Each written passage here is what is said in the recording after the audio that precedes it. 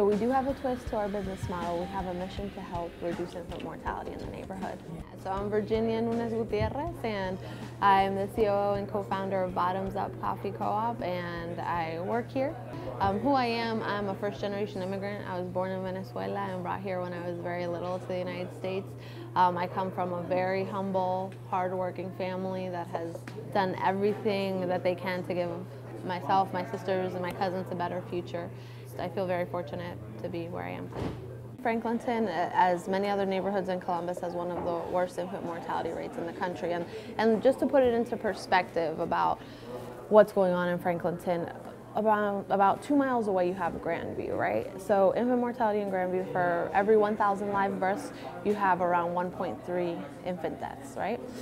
And here in Franklinton, per 1,000 live births, it's anywhere from 17 to 21 deaths.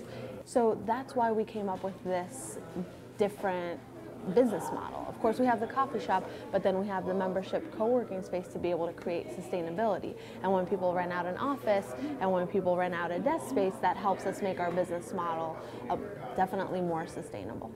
When we created Bottoms Up Coffee Co-op, we had to really ask ourselves, what does socially responsible economic development look like? We also employ a community health worker who's a neighborhood resident through Celebrate One, which is a nonprofit the city created to lower infant mortality.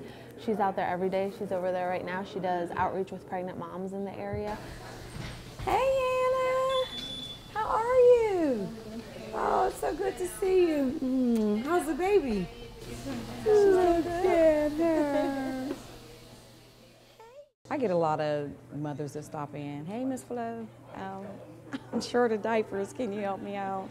And I'm like, sure, you know. Good morning, little one. She's still sleepy.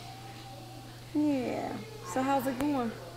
It's going good. It's going good? She's been in the moments in my life where nobody else was there for me. She's been there when I was in the hospital. She's been there not only as a community health worker, but more as a friend. And that's something that is more important for me than just like being a community health worker. I tell people, not my stories, but my testimonies. I was once a single mother living here on the west side of Columbus. So I do share some of that with a lot of the young ladies that I interact with and come across with, and just let them know that to never give up and to keep their faith, and that, you know, that one day at a time, and by the grace of God, they'll be able to achieve anything that they want to achieve. I know their struggles and I know their pain because this is where I come from. So I've been there, and so this is my way of giving back. So I just always wanted to be a role model for single moms. And I'm doing it. Hi. Oh, thank you. Is this for the baby shower? Yes. Thank you so much. And then this bag, and there's some, there's one, this has baby wipes in it. Oh, okay, thank you. And then embroidered some. Sometimes when I walk in and I see that people have left donations, and it just makes me feel that there is still caring people out here in the world. And it just touches my heart tremendously. I mean, I'll actually, like, I would tear up. And Virginia's like, hey, Flo, we got another donation.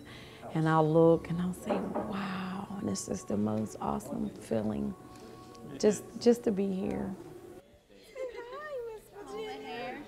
You can tell that it's a different environment, right? And it's really special to be able to see her connect in this space. And then it also means that we're not segregating need from people that maybe aren't going through the need. So yeah, we have people that are here that are drinking coffee, that are working, but then we have a mom in need coming in. So it's not saying, it's to say, hey, you know what, you're not only going to be limited to this nonprofit or to this social service agency to get services. You're coming in a regular place like a coffee shop and you're getting services. And I think that that brings back some dignity to a process that can a lot of times be shaming when you feel that you're lacking, that you don't have enough to provide for your family. So I think it's a very special place to be in.